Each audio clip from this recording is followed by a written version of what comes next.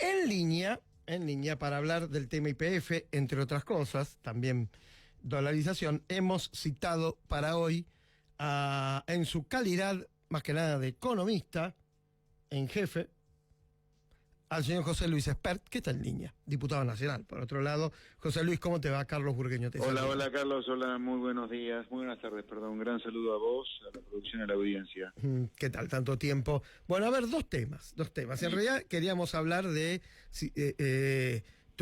una semana donde hubo casi un monotema que era si se podía o no dolarizar, pero en el medio, hoy, sorpresivamente, yo no lo esperaba para hoy, quiero decir, y sigo el tema, se conoció el fallo de la jueza Loreta Presca sobre YPF, sobre la manera en que se renacionalizó YPF en el 2016. Sé que vos sabés del tema, entonces la primera pregunta va por ahí. ¿Era inevitable que perdiéramos este juicio? Sí, porque de la misma manera que Argentina perdió todos los juicios sobre la deuda a partir del canje 2005, ese pésimo canje que hizo el presidente Kirchner cuando era ministro de Economía Labaña, cuando vos firmás contratos en el primer mundo, como fueron los contratos de deuda, donde Argentina firmó contratos de deuda con el exterior y donde puso como cito, digamos, a la justicia de Nueva York para el caso de controversias con la deuda. Lo mismo que fue el caso de YPF. YPF era una empresa pública, o sea que cotizaba en Nueva York. Bueno, cuando vos firmás contratos en el primer mundo, los contratos en el primer mundo se cumplen. En el primer mundo lo que rige es, entre comillas y exagerando mucho, la dictadura de la justicia. Está bien que sea así. La justicia falla de acuerdo a derecho. Entonces, era sabido que íbamos a perder los juicios de la deuda, ¿te acordás? El famoso bolonqui con el juez Griesa. Y ahora lo mismo, acá, digamos, vos podés renacionalizar la empresa, pero tenés que respetar los contratos y se estatizó mal. Por eso este juicio era inevitable que lo íbamos a perder. Ahora, recordemos que Kicillof, el desastroso ministro de Economía que fue, porque Kicillof es el que está detrás de la estatización de YPF, es el que está detrás del desastre que fue la renegociación de la deuda, que nos dejó 10 años afuera de los mercados de capitales, por incluso haber desacatado el fallo del juez Griesa cuando Kicillof, ¿te acordás? Sanciona, a instancia de Kicillof se sanciona la ley de pago soberano donde se cambia el domicilio de pago de la deuda al Banco Nación. De acuerdo, sí.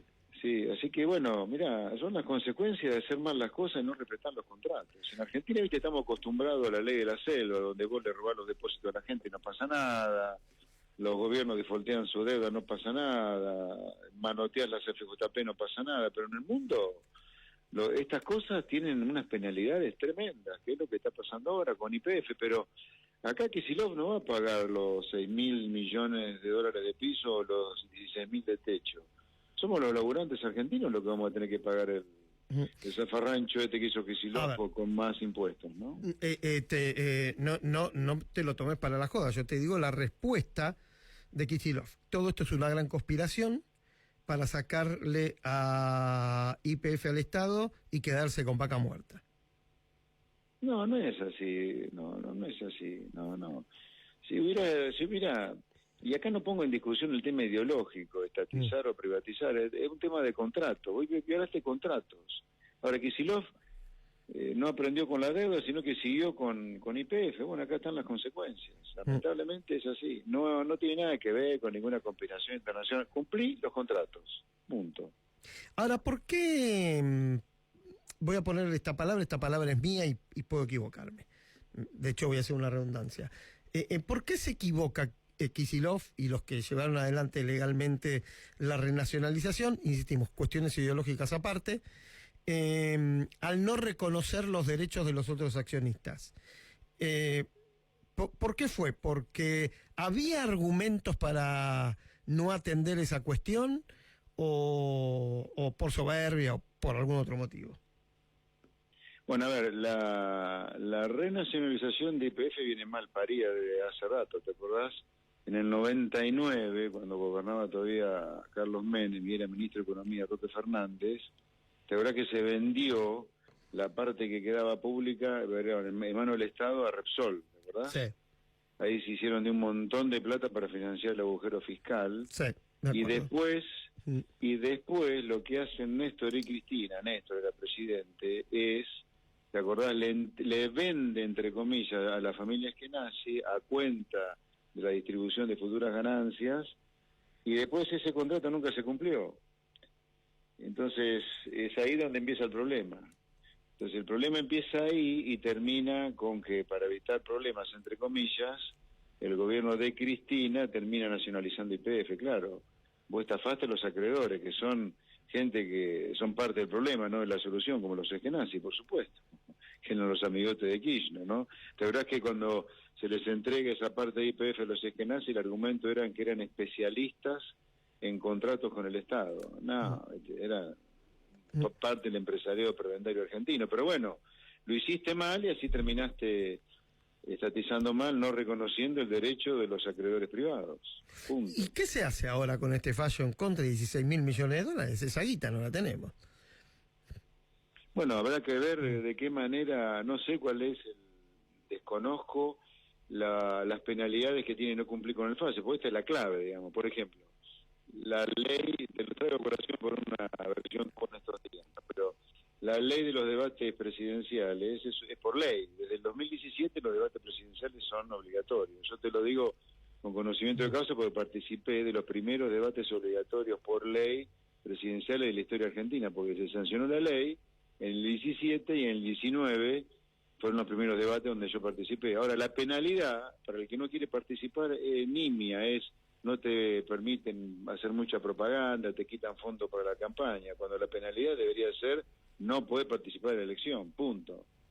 O sea, pero por lo tanto acá la penalidad de no cumplir con esta ley es clave con el juicio, si es que no se lo quiere cumplir. No lo sé, no lo sé cuál es la penalidad. Dependiendo de la gravedad, yo supongo que la penalidad, conociendo un poco el paño de Estados Unidos, debe ser jodida. Nosotros, por no cumplir los fallos de Griesa de 2012 para acá, te acordás, hasta que vino Macri, estuvimos 10 años sin poder colocar deuda, ¿no? Porque, en serio, ¿hay alguna probabilidad que Argentina tenga 16.000 millones de dólares para pagar este juicio? No, no los tiene. No los tiene de ninguna manera. Va a ser un quilombo pagar eso. Un gran problema, un gravísimo problema. Porque además tenés los otros juicios, ¿no? Hay un juicio por los bonos, por el PBI, o sea, por haber truchado el PBI, también un juicio, una gestión Kicillof. Hay juicios en el CIADI, pero bueno, ya con esos dos... Sí, no, son terribles problemas. Yo lo que creo que habría que instaurar, que ya está medio la figura en el Código Civil, pero habría que perfeccionarla, es que en Argentina, cuando hay casos tan flagrantes de mala praxis económica, haya penalidad. Así como a Guillermo Moreno, creo, no le dejaron, creo que le suspendieron los cargos públicos, no sé si de por vida, pero por algunos años o meses. Uno debería tener una penalidad para gente que ostensiblemente hace esto, ¿no? Porque este juicio se lo pierde por una ignorancia hasta prácticamente deliberada, porque es por no cumplir un contrato que vos firmaste con el mundo. No, y recordemos que en la sesión del Congreso, donde esto se aprobó, hubo legisladores, y no únicamente del macrismo en aquel tiempo, sino también Graciela Camaño, que se lo advertían a Kicillof, que se lo decían. Claro. Bueno, yo me acuerdo, esto ya nos lleva más atrás todavía, pero cuando Argentina comienza el canje de deuda en 2003, que lo termina cerrando en 2005, pleno gobierno de Néstor, los pocos que decíamos que era un pésimo canje, a pesar de que el resultado supuestamente había sido bueno, era porque ese canje de deuda, con la ley Cerrojo, ¿te acordás?, violaba los contratos que se firmaron durante los 90, que los firmó Argentina, independientemente del gobierno, era Menem. Pero Argentina firmó contratos que la ley Cerrojo violentaba, y esa ley Cerrojo iba a generar el problema que después trajeron los juicios en Nueva York por la deuda. Esto es igual. Firmaste contratos que después la ley argentina o la decisión argentina los violentó. Yo creo que en Argentina debería haber consecuencias. Por ejemplo, Kicillof no debería poder ocupar un solo cargo público más en su vida, que se dedique a laburar en el sector privado como hacen el 90% de los argentinos, porque ese tipo no ha dejado de hacer cagada cada vez que ocupó un cargo público. Mirá lo que es la provincia de Buenos Aires, se aparece parece Ucrania, invadida por los rusos, demolida está la provincia. José Luis, vamos al otro tema que era en realidad Dale. por el cual hace unos días te convocamos. Sí. Hay un debate sobre la dolarización. Yo sinceramente no sé cómo llegamos a discutir la dolarización como algo con tanto volumen, ¿no? Pero bueno, recurrimos a vos porque además sabemos cómo pensás, cuál es tu posición, y es importante que alguien desde tu posición reflexione sobre el tema. Mira, conmigo la facilidad que tienen todos, en particular los periodistas, es que yo llegué a la política por decir siempre lo mismo. No es que llegué a la política diciendo lo que convenía decir para llegar. Llegué a la política por decir lo que siempre dije. Entonces yo te voy a seguir diciendo lo mismo. Y en algún lugar vos, la verdad, debo reconocer mi admiración por lo que acaba de decir, donde sugerís: ¿qué estamos haciendo debatiendo esto? Qué delirio místico nos agarró que discutimos dolarización en un país cagado de hambre, cagado de miedo de que lo maten por la calle. Cuando la dolarización es un fetiche que no tiene ninguna chance de que ocurra.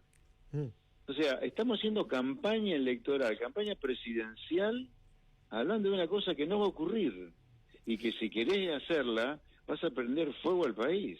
Un país que ya tiene oficialmente 40% de pobres, pero yo creo que vamos a 50, a la mitad de la población pobre, 70% de los chicos pobres en el conurbano, inflación yendo al 150, 160% este año y el año que viene a más de 200, creo yo. Y acá estamos discutiendo el sexo de Los Ángeles, que es la dolarización, porque la dolarización es el sexo de Los Ángeles. No existe la dolarización argentina. Vos deberías estar discutiendo cómo hacer para bajar el déficit a cero rápido, para que sea creíble la promesa de no imprimir más billetes del Banco Central, que es lo que tenés que decir que vas a hacer. Ahora, ese punto, creo que diste en la clave, por lo menos según mi opinión. ¿Cómo es que discutimos la dolarización y cualquier otra cuestión y no el déficit fiscal como política de Estado? No lo entiendo. Yo sospecho que los que dicen que son anticastas son parte de la corpo política. Yo no hablo de casta, sino de la corpo, sino que son la nueva generación de la vieja corpo política. No lo puedo creer. No lo puedo creer. Y una discusión, así como se discute dolarización, deberíamos estar discutiendo con mucho detalle qué gasto vamos a recortar para déficit cero, porque la gente no da más de pagar impuestos. Eso es lo que debería estar haciéndose, con planilla de Excel, todos los candidatos discutiendo cómo se hace déficit cero bajando el gasto. Increíble. Claro, yo creo que porque ocurre que estamos frente a la nueva generación de la vieja corpo. Que sería Milei, que sería la Sí, gente. Claro, no hay duda. No hay duda. O sea, no es una renovación. Pero no, por favor. Renovación es hablar de las cosas que le importan a la gente desde la política, pagando los costos políticos por decir las cosas que hay que decir. ¿Cuáles son los costos políticos? ¿Querés bajar el gasto? Digámoslo con toda la letra. Tenemos que echar ñoqui del Estado, que son chorros que le chorean al buen policía, al buen enfermera, al buen maestro y al contribuyente. ¿Queremos bajar el gasto público? Tenés que ponerte de culo a las organizaciones sociales porque hay que cortar con la intermediación de los planes sociales. ¿Querés hablar de gasto público? Tenés que cortar las transferencias discrecionales a las provincias y que las provincias lo financien, esa pérdida de ingresos cortando su gasto. Basta de que el Estado Nacional se la pase mandando plata discrecional a las provincias para comprar gobernadores, cuando ya los gobernadores reciben una troja de plata por coparticipación automática. ¿Querés hablar de gasto público? Hay que subir tarifas, como mínimo, a la luz y al gas para empezar a reducir los subsidios. En fin, esas cosas son las que deberíamos estar discutiendo. Bueno, estamos discutiendo cualquier cosa menos lo relevante para cambiar las cosas en serio. Por eso, si estamos discutiendo algo absolutamente irrelevante, un populismo de fantasía, frente al populismo de mentiras que te propone Massa, porque acá, en el medio de la campaña, esto no ocurre por casualidad, ocurre por causalidad, no discutir lo realmente relevante. Que ahora, es la vieja costumbre de la vieja política. Ahora, parte de la gente compró la idea, o por lo menos la cree posible. ¿Eso es por bronca y que la bronca te lleva eventualmente a aceptar cualquier cosa? O en definitiva, perdón que use esta palabra, ¿no? Algo de ignorancia. Bueno, a ver, la educación argentina está destruida, no hay duda, ergo mucha gente piensa con los pies y no con la cabeza. Eso permite que en el medio de una campaña electoral, en lugar de discutir los temas que hay que discutir, que sería una solución para la gente, la nueva generación de la vieja política te discute o pone sobre la mesa estupideces que no van a ocurrir, o que no existen en el mundo directamente, como por ejemplo hacer la obra pública cero, como dice Milei también, todo estupideces. Entonces, ignorancia hay, y también ocurre esta mala fe de dirigentes en plena campaña presidencial, e insisto, una presidencial, porque la presidencial debería ser una kermés de propuestas concretas para solucionar los problemas que tiene la gente, ¿viste? Ahora, a vos no te lo dijeron, pero hay otro costado en toda esta historia, que es el insulto al que dice que esto no se puede realizar. O sea, son capaces de decirte cualquier bestialidad, es decir, ignorante lo más suave. Sí, bueno, sí, en mi caso particular, como soy un hombre grande, ya me dicen viejo meado, sí, pues sí. Bueno, eso es muy típico del mileísmo, ¿no? El mileísmo es una suerte de kirchnerismo de derecha. Son fanáticos que no acertan nada que no sea exactamente lo que dice su líder o lo que piensan ellos. Bueno, el kirchnerismo de derecha, lamentablemente. Yo lamento que la campaña presidencial se haya transformado en un festival de incoherencias en lugar de discutir las cosas que se hay. Bueno, porque hay que algo loco, que es mucha gente sensata diciendo cosas sensatas que no tienen espacio, o por lo menos que no sí, logran imponer el debate. Y vos tocaste algo que yo, no deliberadamente, pero lo pasé por alto recién, que es el tema del enojo. La gente está enojada y con toda la razón del mundo. La política en algún lugar le cagó la vida a la gente. Ahora, en algún lugar, en el otro lugar la gente se cagó a sí mismo la vida, porque seamos adultos, hace 40 años que votamos, no podemos hacernos los distraídos sobre lo que votamos. Si vos me decís que vivimos hace 40 años en gobierno de facto, bueno, pobre pueblo, no tiene mucho que ver. Pero hace 40 años que votamos. ¿Qué votamos para que nos haya pasado lo que pasó? Que parece que pasó la langosta en la Argentina en los últimos 40 años, 50 o 60. Pero tomo 40 porque estamos cumpliendo 40 años afortunadamente de democracia. Entonces tenemos que hacer un poco cargo de tener pésimos políticos que nos han llevado a la ruina. Y la gente en algún lugar tiene razón en tener bronca. Ahora, que la bronca te la saque vos votando cuestiones absolutamente impracticables, espejito de colores, fantasía, un David Copperfield ensamblado en la salada, y viste, estás votando el futuro del país, no estás votando el presidente del club de barrio, estás votando el tipo que va a manejar el país. Deberías enfriarte y poner la cabeza en el freezer para ir a votar. Me parece que estamos haciendo un muy mal gesto hacia nuestra querida democracia en sus 40 años de vida, votando algo absolutamente demencial, impracticable, que no existe en el mundo, a gente que no tiene ninguna chance de hacer nada de lo que dice, porque además no tiene músculo político, no tiene desarrollo territorial. Lamentablemente no es por ahí. Yo creo que el camino es un camino de sensatez, el que plantea Juntos por el Cambio, con mil dudas, mil peros, pero dentro de lo que hacen los países donde la gente vive bien, es por ahí. El tándem, uso esta palabra, Patricia Bullrich, candidata a presidente, y bueno, Carlos Melconian, eventual o principal referente económico, ¿cómo lo ves?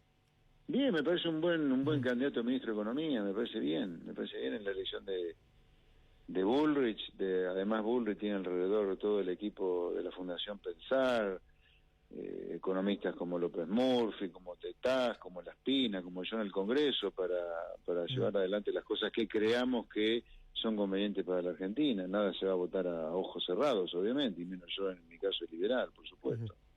Pero claramente me parece una muy buena decisión. José Luis, expert, como siempre, un placer hablar con vos. Un placer muy grande, Carlos. Muy buenas tardes. Una voz racional en medio de todo esto, desde el liberalismo además, desde el pensamiento liberal.